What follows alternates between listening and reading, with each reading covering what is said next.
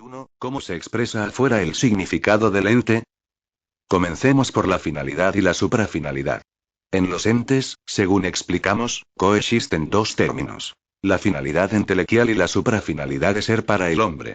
La finalidad entelequial es incognoscible racionalmente, pues depende del arquetipo universal que sostiene al ente y evoluciona en él.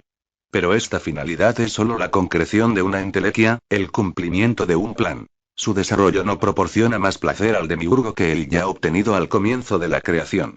Para soportar el peso de la obra, el demiurgo requiere que ciertos entes autónomos, o pasúes, descubran a los entes reales, los reflejen en sí y les pongan un sentido. El permanente descubrimiento de los entes, la admiración, el temor, o cualquier otro afecto por el mundo, es la finalidad del pasú y el objeto de placer del demiurgo.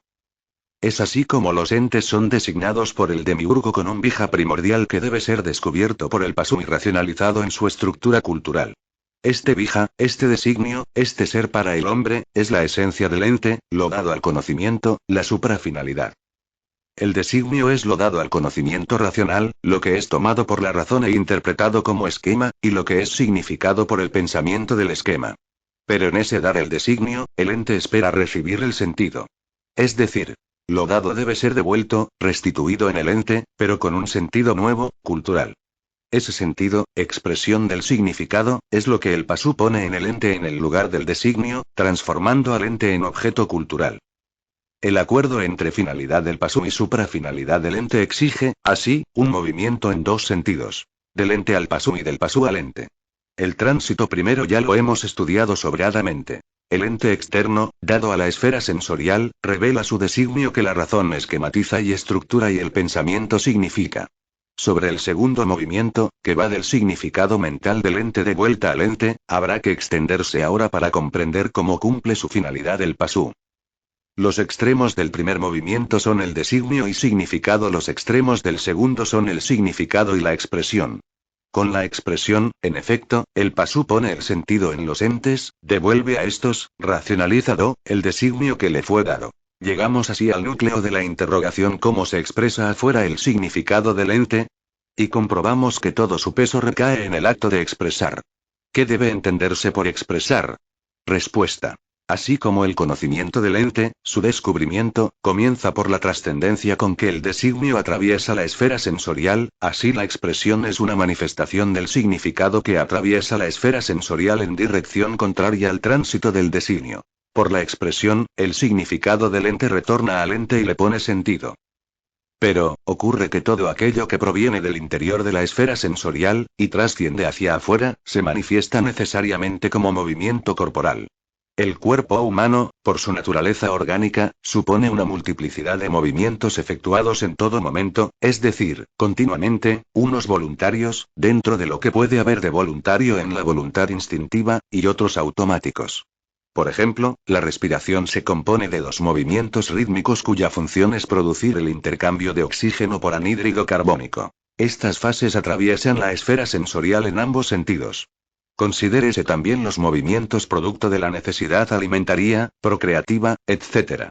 O por motivaciones psicoafectivas de cualquier índole, etc. A la totalidad de movimientos exteriores se la llama conducta del pasú, parte exterior del comportamiento.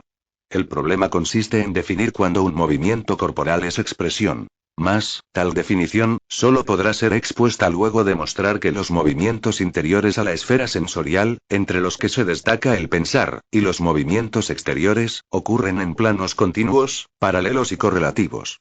Pero este hecho lo mostraremos paso a paso. Explicamos anteriormente que la significación continua es el horizonte del pensar, la vitalidad inmanente de la estructura cultural, así como el significado es el fundamento del pensamiento, la vivencia de un sistema. Ahora bien, el pensar es la facultad que caracteriza al pasú entre los demás entes, una actividad interior. Aclaremos esto. La interioridad del pensar se entiende dentro de los límites de la esfera sensorial. Fuera de ella están los entes del mundo, lo universal. Pero dentro de la esfera sensorial el pensar es una actividad continua sobre el horizonte de la significación continua, y fuera de la esfera sensorial, en el límite entre ella y el mundo, existe una múltiple actividad producto de la participación que el pasú, en tanto que animal hombre, ejerce necesariamente con el mundo. El límite de la esfera sensorial, hacia afuera, es una frontera en continuo movimiento. Acciones y reacciones se desarrollan sin cesar. Los entes presionan la sensibilidad, actúan hacia adentro, y el cerebro responde controlando e integrando los movimientos de la motricidad, reaccionando hacia afuera, produciendo una conducta, un comportamiento exterior. Lo que queremos destacar aquí es que la continuidad interior del pensar es correlativa con la continuidad exterior de la conducta, con el movimiento total que el pasú despliega continuamente en el mundo. Debemos aclarar que esta correlatividad entre el pensar y el movimiento exterior no implica conciencia alguna. El pasú aún no posee conciencia. Su pensar es estrictamente racional, desarrollado sobre la estructura cultural. En este pensar, el cerebro es el soporte fundamental. Pero el cerebro es el centro de operaciones que controla y coordina todos los movimientos, estén o no sujetos a patrones de conducta instintivos. Todo movimiento se refleja en el cerebro y, por correspondencia entre estructuras, en la estructura cultural, la cual está vitalizada por el pensar. Existe así correlación entre el pensar y el movimiento exterior. El cuerpo material del pasú es un microcosmos situado dentro de un macrocosmos al que refleja en su organicidad estructural. Todo en él se mueve, es proceso fenoménico, mientras dura la vida. Y ese continuo movimiento del microcosmos, tanto interior como exterior, es correlativo. Es decir, la significación continua, que constituye el horizonte del pensar, es correlativa con el movimiento exterior del pasú, con su conducta. Y aquí viene la pregunta clave. Esta correlatividad entre lo interior y lo exterior, entre lo mental y los movimientos del cuerpo material permite a la significación continua, en que consiste el pensar racional, manifestarse exteriormente en los continuos movimientos corporales. Vale decir, ¿hay significación en los movimientos del cuerpo material con los que el pasú se comporta en el mundo? Así planteada la pregunta, la respuesta solo puede ser afirmativa. Sí. Hay significación en el movimiento exterior del pasú. Pero tal respuesta es insatisfactoria si no se aclara qué parte del movimiento exterior es la expresión. Ante todo hay que mostrar que aquí estamos ante una relación de general a particular, tal como pensar a pensamiento o significación a significado. Esto es. El continuo movimiento exterior es la expresión como la significación continua es al significado. O, mejor, la expresión es un momento, significativo, del continuo movimiento exterior. La significación continua, que se manifiesta en el mundo a través de los continuos movimientos externos, no puede poner sentido en los entes particulares porque es solo horizonte mental, el correlato interior del continuo existir en el mundo.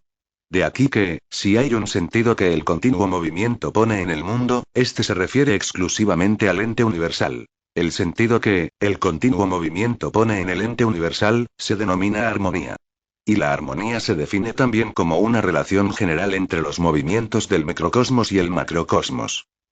Pero, de pronto, sobre el horizonte de la significación continua se levanta un relieve. El pensar aprehende un pensamiento racional. Si el significado de este pensamiento es pensado como concepto y, en ese momento, existe un movimiento exterior correlativo. Entonces ese movimiento es una expresión. La expresión es un momento del movimiento exterior durante el cual el sentido del ente, particular, es puesto en el mundo. Antes de seguir conviene extraer, de lo visto, una importante conclusión. En primer lugar hay que destacar que el solo hecho de existir y moverse en el mundo hacen del pasú un postor de sentido. El estar del pasú en el mundo es el hecho de la armonía. El macrocosmos reflejado en su totalidad por el microcosmos hace de este un ente particular y, por lo tanto, depositario de un designio. Y ese designio, que hace del pasú lo que es devuelto al macrocosmos por la significación armónica del continuo movimiento de su estar. En segundo lugar, digamos que el conocimiento de este hecho es el fundamento de la antiquísima sabiduría que afirma a la danza, y al arte marcial, como modos de expresión armónica corporal. Ocupémonos ahora de la expresión, es momento de la conducta, es movimiento corporal particular que pone un sentido en el ente. Entre el pasú y el ente distinguimos un doble movimiento. Desde el ente al pasú y desde el pasú al ente. En el primero, el ente revela su designio a la razón y ésta lo interpreta como el esquema que es significado en el pensamiento. Un movimiento corporal, es decir, la trascendencia del ente a la esfera sensorial, produce un movimiento mental, vale decir, lo significado por el pensamiento. En el segundo, por el contrario, el significado, pensado como concepto, acaba en un movimiento corporal o expresión. Este segundo tránsito nos plantea, de entrada, dos interrogantes. Uno es, ¿qué expresa la expresión? No el concepto, porque este es una tajada de la relación, es decir, un aspecto del esquema del ente notado en el contexto significativo de un lenguaje. El concepto jamás abandona la estructura cultural. Solo puede ser pensado. El otro interrogante nos lo produce el advertir que entre el ente y el pasú media una cierta distancia. En efecto, si la expresión postora de sentido es un movimiento corporal dirigido hacia un ente especialmente distanciado, ¿cómo se salva esta distancia? ¿Cómo se pone efectivamente el sentido en el ente? Merced a que añagaza, lo significado en el pensamiento, salva las distancias y se clava en el corazón del ente. Para estos dos interrogantes existe una única respuesta: la proyección del signo. A la pregunta ¿qué expresa la expresión?, se responde: el signo proyectado. Y a la pregunta ¿cómo pone la expresión el sentido en el ente?, se responde: por la proyección del signo. Desde luego, esta única respuesta debe ser convenientemente aclarada. Describamos, ante todo, el movimiento completo. El significado, contenido en un concepto, es proyectado hacia el mundo, en dirección a un ente que se encuentra más allá de la esfera sensorial. La manifestación exterior del proyecto es la expresión de un signo. El signo, expresado por un movimiento corporal, es una señal puesta sobre el ente de referencia. Esta señal en el ente, que señala el signo, corresponde a lo significado por el designio demiúrgico del ente. Sobre el designio dado, se pone ahora el signo.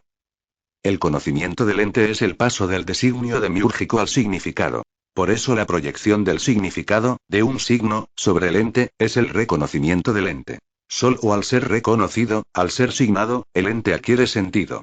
El designio demiúrgico es el ser para el hombre el objeto de conocimiento. Solo el signo humano en el ente, el reconocimiento, le pone sentido, le hace existir para el hombre. El ente comienza a existir para el hombre cuando es señalado con el signo y adquiere un sentido. Pero debemos advertir que tal sentido solo puede perdurar si el signo que lo confiere es también empleado por otros pasúes para reconocer y afirmar al ente.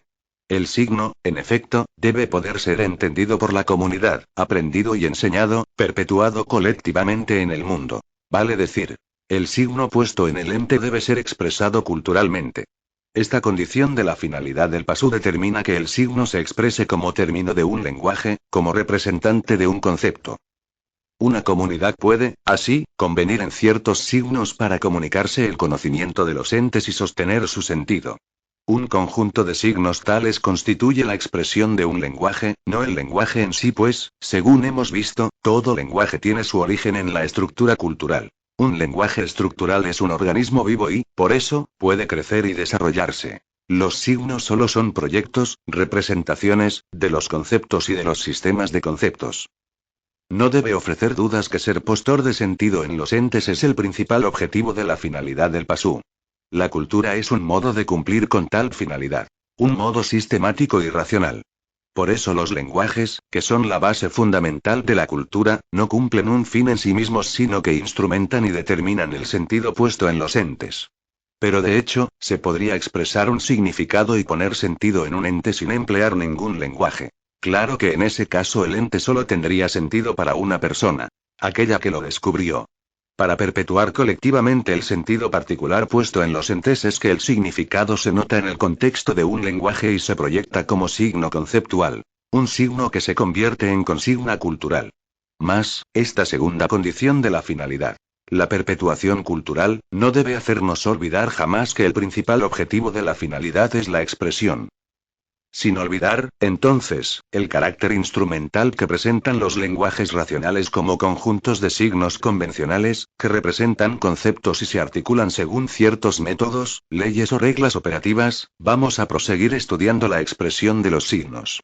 Tengamos presente, en primer lugar, tres conclusiones anteriores. 1. Toda expresión es un movimiento corporal. 2. Solo es expresión aquel movimiento cuyo signo representa a un concepto. 3. Todo signo es el proyecto de un concepto. De acuerdo con estas conclusiones, los signos pueden ser expresados de muy distinta. Veamos algunos pocos ejemplos. Expresión fonética. Los signos constituyen voces de un idioma, fonemas o morfemas, que representan conceptos y pueden ser combinados entre sí para expresar significados más complejos. La proyección fonética de un concepto es, entonces, la palabra. Sin embargo, dentro de la expresión fonética hay que incluir otros signos acústicos no producidos por la garganta humana sino por cualquier otro medio o instrumento y cuyos tonos expresan un significado convencional. Por eso el canto, pero también la música, forman parte de los múltiples modos de la expresión fonética. Expresión simbólica. Se trata de convenir colectivamente en el uso de ciertos entes de significación, o sea símbolos, gráficos o de otro tipo, cuya función es contener el significado para que sea reconocido por todos en todo momento, evitando así que el sentido se disuelva en el ente universal como ocurre con la expresión fonética. Los ideogramas, letras, símbolos matemáticos o lógicos, señales, etc., forman parte de tales signos. Expresión visual. Los signos son proyectados visualmente sobre los entes. En combinación con la expresión simbólica permite el reconocimiento visual de los símbolos convencionales y su introyección en la estructura cultural, a donde induce pensamientos de significados correspondientes. Expresión sugestiva. Por medio de movimientos corporales adecuados se expresan signos convencionales que sugieren o insinúan un significado. Etc. Hemos destacado las formas más características que emplea el pasú para expresar los signos. Con esta exposición prácticamente ha quedado respondida la pregunta ¿cómo se expresa afuera el significado del ente? Sin embargo, es conveniente agregar algunos comentarios. Primero, se comprueba que, para el pasú, el verbo, la palabra, el logos, la vox, es decir, la expresión fonética, es quizá la más importante forma de expresión, pero no la única. Segundo, se destaca la importancia de la expresión visual para la proyección de signos y su eventual lectura o introyección. Tercero, lo que se conoce es el ente, su designio. Lo conocido es un objeto cultural, un ente al que se le ha puesto sentido proyectando, sobre él, un significado conceptual, un aspecto de la verdad representado por un signo que es consigna cultural. Cuarto, por profundo que sea un concepto siempre será una tajada de la relación. Su comprensión será insuficiente para abarcar todas las notas de la verdad o esquema del ente. Por eso los objetos culturales son, invariablemente, verdades incompletas. Porque son proyectos de conceptos. Quinto, de aquí proviene el parámetro del progreso social o cultural que se mide por la capacidad que una cultura demuestra para comprender la verdad de los entes. Sexto, la finalidad del pasú se cumple en dos movimientos. Descubrir el designio y poner el sentido en los entes. Vale decir, conocer y expresar. El más importante de ambos movimientos es, evidentemente, el primero, puesto que si un ente no es bien conocido, si el esquema, o verdad, del designio es deficiente, ello influirá inevitable en la expresión del significado y el ente, como objeto cultural, será en muchos aspectos desconocido u oscuro. Pero este primer movimiento, según hemos visto, depende de la sensibilidad, de la memoria arquetípica o cerebro, etc., es decir, de la especialización filogenética del pasú, de su evolución. En cambio, el segundo movimiento depende de la facultad traductiva, vale decir, de la inteligencia puesta en definir el concepto en el contexto significativo del lenguaje, y de la cantidad de lenguajes en los que está habituado para expresar la verdad. El progreso cultural depende, pues, de la evolución para conocer y de la inteligencia para expresar. Séptimo, dado un objeto cultural, a medida que una mayor evolución e inteligencia lo permiten, el pasú le pondrá progresivamente mayor sentido, lo acercará cada vez más a su verdad. El progreso es, así, una dirección que asume la finalidad del pasú. Ir de lo imperfecto a lo perfecto, de lo desconocido a lo conocido, de lo oscuro a lo claro. Esta dirección hacia la cual progresa la finalidad del pasú se denomina amor. Octavo, así, cumplir con la finalidad impuesta por el demiurgo a la raza terrestre de los pasúes, es el bien común. En la marcha hacia ese bien la sociedad progresa culturalmente yendo del conocimiento de los entes a la proyección de objetos culturales cada vez más perfectos, es decir, progresa obrando con amor. Noveno, el amor del pasú por la obra del demiurgo es su modo de ser, su pauta existencial. El designio del ente es lo dado por la suprafinalidad demiúrgica. La expresión del significado es lo puesto por la finalidad del pasú, el sentido depositado en el ente. Pero este poner es un acto efectuado con amor. Un reconocimiento del ente que no desdeña su futura perfección. Por eso la cultura, desde el comienzo, es decir, desde la primera expresión de un signo convencional, es un hecho que apunta al bien, algo bien hecho, un acto de amor. Décimo, hasta aquí nos hemos ocupado de estudiar cómo la razón construye la estructura cultural, y su funcionamiento. Mas, todo lo que en el macro o microcosmos se construye puede ser también destruido. La estructura cultural, extremadamente frágil, no escapa, sin dudas, a este principio. No conviene, pues, dar por terminado el inciso sin decir una palabra sobre la posible destrucción de la estructura cultural. Observemos, ante todo, que la estructura cultural puede ser destruida, total o parcialmente, por tres causas principales. Por accidente, por propia voluntad o por inducción. De estas causas solo la primera, el accidente, es característica del pasú. La destrucción voluntaria o por inducción son casos cuya ocurrencia es posterior al encadenamiento espiritual. El pasú, en efecto, representa en el macrocosmos un momento del ciclo evolutivo de la mónada. Su manifestación física, como microcosmos potencial, obedece formalmente al despliegue de un arquetipo Manú, el cual determina todas las estructuras de acuerdo con la finalidad.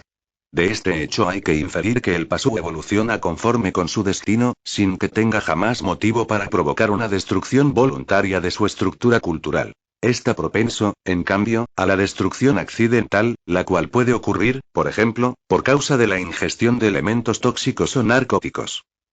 En resumen, el pasú es incapaz de generar ideas autodestructivas o suicidas, pues las mismas son totalmente ajenas a los fines y propósitos de la finalidad humana, al destino que el demiurgo planificó para el hombre y que se encuentra escrito en el arquetipo Manú. Según se verá más adelante, ni aun la crisis más intensa, el abismo más profundo, podrían hacer sucumbir al pasú, ya que el demiurgo ha previsto un sistema de recuperación basado en la activa participación metafísica de los símbolos sagrados. Cuando la crisis amenaza con fracturar su conciencia, con fisurar el hilo de su historia, la acción de ciertos símbolos permite al sujeto anímico, al alma individual, transferir el control del microcosmos a una entidad colectiva, a un arquetipo psicoideo, evitando el colapso. Por el contrario, la idea del suicidio o autodestrucción microcósmica, como método para salvar la crisis o evitar una situación insostenible, es característica del Virya perdido. Como variantes del tal motivación suicida, y habitual causa de la destrucción de la estructura cultural, cabe mencionar a la intoxicación producida por la ingestión sistemática de alcohol o drogas. Se trata aquí de una destrucción voluntaria, practicada con la intención nihilista de huir de circunstancias insoportables. Pero, contrariamente a lo que afirma la psiquiatría o el psicoanálisis freudiano, las tendencias suicidas y hasta el estrés no constituyen síntomas de enfermedad mental sino de pureza de sangre. Solo quien posee herencia hiperbórea activa es capaz de intuir o comprender la maldad intrínseca de la sociedad judaizada de nuestros tiempos. Si quien advierte el mal en el mundo, quien se siente claramente arrinconado o directamente incapaz de continuar viviendo, opta por una vía suicida de escape, ello representa ciertamente un error. Pero tal error no invalida el hecho primero, positivo, de haber encontrado el mundo judaico del demiurgo maligno e insoportable. Y de haberse sentido ajeno a él. Comparado con el valor absoluto de esta intuición gnóstica, el error cometido por el Virya perdido es mínimo, producto de una insuficiente pureza de sangre que le impide actuar con honor. De allí la vía suicida elegida. Pero, aunque insuficiente, la pureza de sangre existe, y ello representa un valor en sí mismo. Como se estudiará en la segunda parte, el Virya despierto dispone de una voluntad graciosa luciférica que le permite reaccionar de muy distinta manera frente a las situaciones críticas, suspendiendo la tensión dramática y poniendo en descubierto el engaño demiúrgico subyacente. Actúa, así, con honor, evitando el caer, como el Virya perdido, en la tentación suicida. Finalmente, hay que considerar la destrucción de la estructura cultural causada por inducción externa. Para comprender este caso hay que tomar en cuenta que todo Virya, esté o no consciente de ello, se halla involucrado permanentemente en una guerra total. Cualquiera sea el puesto que ocupe en el campo de batalla, en esa palestra que es el mundo del demiurgo, no podrá evitar jamás la influencia de las estrategias en juego. Por una parte, la estrategia o de los sigas leales inducirá un mensaje carismático conocido como canción de amor con objeto de impulsar al Virya a procurar la liberación espiritual. Por otra parte, la estrategia sinárquica de los sigas traidores aplicará toda su presión para inducir al Virya a permanecer sujeto a las leyes kármicas del gran engaño. Es esta última influencia la que destruirá la estructura cultural, no bien se presenten indicios de una posible reorientación estratégica del Virya. Métodos clásicos, que ilustran la destrucción por inducción de origen sinárquico, lo constituyen las técnicas de lavado de cerebro que emplean servicios de inteligencia tales como la KGB, la CIA, el Shin Bet, etc.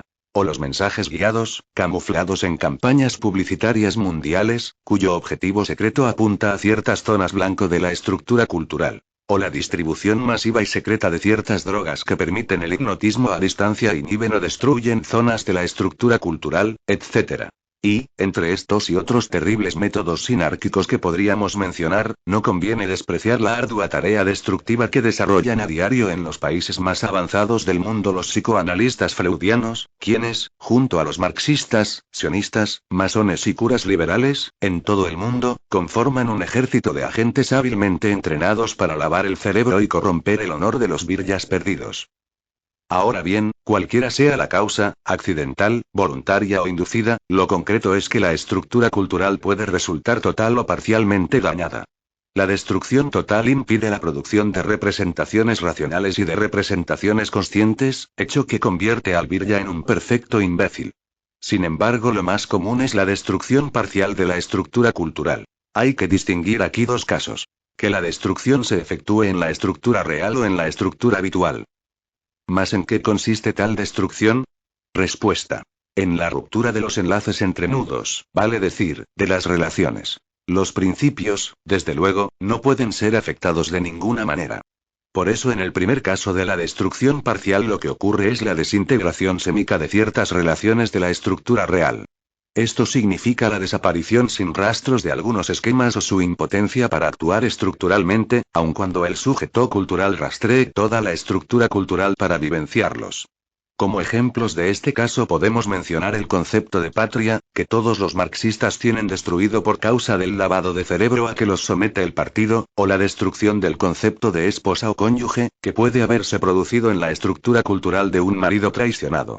En estos dos ejemplos, uno de destrucción inducida y otro de destrucción voluntaria, lo común es que la destrucción comienza por el concepto pero puede extenderse a todo el esquema o relación. Justamente las técnicas de control psicosocial de la sinarquía emplean ese principio para causar la destrucción selectiva de ciertos esquemas culturales inconvenientes a sus fines. El concepto blanco, es decir, el objetivo hacia el que apunta la estrategia psicosocial, puede ser destruido. Si ello se consigue, entonces ocurre la siguiente secuencia. La destrucción del concepto produce la destrucción del esquema del ente. La destrucción del esquema del ente causa la negación del ente. Existen, por supuesto, algunas variantes intermedias, como ser el caso que el concepto esté seriamente dañado pero sin que alcance a provocar la destrucción de la relación. Entonces, el esquema podrá ser notado en otro contexto oblicuo, distinto del plano de significación del concepto afectado. Es el caso, paradójico, de quienes disponen del concepto de un esquema en un lenguaje no habitual, científico por ejemplo, pero carecen de concepto del mismo esquema en otros lenguajes habituales, incluso el idiomático corriente. Esta contradicción, por ejemplo, se observa en aquellos que han sido víctimas del tipo sacralizante del virya perdido, es decir, del dogmatismo de sacerdotes o fanáticos de cualquier especie. Niegan o desconocen cosas en un lenguaje pero las aceptan o afirman en otro. Niegan la mentira pero mienten, niegan la evolución del alma pero aceptan la evolución de las especies animales, niegan el nacionalismo pero imponen fronteras nacionales, carecen de honor pero afirman la ética profesional, etc. Sea por la causa que fuere, la destrucción de la estructura real es siempre sistemática. Esto significa que, como un extraño cáncer, la destrucción iniciada en un concepto puede extenderse a su esquema y, por contigüidad, asociación, homología, o cualquier otra ley estructural, abarcar partes considerables de los sistemas culturales. Todo un sistema de conceptos asociados podrían resultar desintegrados como efecto del lavado de cerebro inducido o la intoxicación voluntaria. Y lo que esta destrucción puede ocasionar a la estructura superior de la psique, es decir, a la esfera de conciencia, es algo que recién se irá comprendiendo luego de estudiar los próximos incisos. Solo cabe agregar que, en virtud de los principios permanecen inalterables aunque las relaciones que los unían hayan desaparecido, el sujeto cultural suele dirigirse hacia los sistemas destruidos sin conseguir vivenciar los conceptos correspondientes. Se experimenta, entonces, una laguna cultural, un vacío del conocimiento que antes estaba pero que ahora parece haberse borrado para siempre. Pero, tal como ya explicamos, si el daño de la relación no es total puede ocurrir que el esquema conoce su significado en el contexto de otro lenguaje oblicuo. El segundo caso, citado precedentemente, es aquel en que la destrucción parcial ocurre en la estructura habitual. Tal estructura se compone de principios y relaciones, y estas últimas consisten en esquemas de entes internos. Los sistemas de la estructura habitual se denominan virtuales porque con ellos se construyen los lenguajes. La aplicación y la expansión de la estructura habitual sobre la estructura real, en un plano de significación característico, es la causa de los sistemas de concepto ligados entre sí de un modo formal o lógico. ¿Qué efecto produce la destrucción de algunos sistemas de la estructura habitual? Respuesta. La imposibilidad de anotar ciertos esquemas en el contexto del lenguaje afectado. Alegóricamente, podemos imaginar que nos resulta imposible hallar sentido a un determinado relieve geográfico debido a la niebla o tiniebla que lo rodea por doquier. Sin disponer de un claro contexto, con el cual se integre pero del cual se destaque, el relieve no significa nada. Análogamente, la destrucción de los sistemas de la estructura habitual equivale a una vaguedad o tiniebla contextual que impide anotar conceptualmente el esquema vivenciado. Sin embargo, si la destrucción solo afecta a un lenguaje habitual, siempre existe la posibilidad de anotar el esquema en algún otro lenguaje. El lavado de cerebro, el surmenaje, el shock, la intoxicación alcohólica, la drogadicción, etc., por ejemplo, pueden inhibir parcial o totalmente un lenguaje habitual, tal como el lenguaje matemático o el musical, y dejar intacto el lenguaje idiomático corriente, o viceversa. Dijimos al comienzo que todo cuanto en el macro o microcosmos se construye puede ser también destruido, incluida la estructura cultural. Pero, en algunos casos no irreversible, lo que es destruido puede ser reconstruido. ¿Tiene validez este principio en el caso de la estructura cultural? Respuesta. Siendo tal estructura una construcción esencialmente energética, siempre existe la posibilidad de su reconstrucción en tanto la destrucción no haya afectado al sistema nervioso o al cerebro.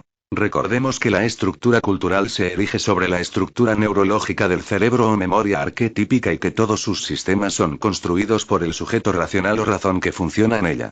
Para reconstruir cualquier esquema o sistema es condición imprescindible que el cerebro se encuentre en perfecto estado. No obstante, la posibilidad apuntada, de poder reconstruir la estructura cultural, o de construir la misma con pulcra perfección, la sabiduría hiperbórea no otorga a la misma ninguna importancia, pues sus vías secretas de liberación espiritual permiten a todo virya acceder al conocimiento en forma gnóstica. La gnosis hiperbórea, en efecto, brinda un conocimiento ilimitado, que no requiere intervención de la razón o de la estructura cultural porque se obtiene fuera de la estructura psíquica, en una esfera llamada ere que hay que crear con la voluntad graciosa luciférica. En la segunda parte se expondrá la forma en que el virya perdido debe actuar para crear tal esfera superior. En resumen, lo que importa para profundizar la sabiduría hiperbórea y conocer el misterio del encadenamiento espiritual, paso previo de la gnosis hiperbórea, es la pureza de sangre, la presencia viva del linaje hiperbóreo, el recuerdo primordial, la mine, la voz de la sangre, el símbolo del origen, es decir, una herencia espiritual que nada tiene que ver con la estructura cultural o las funciones del cerebro. Y uno, ¿cómo se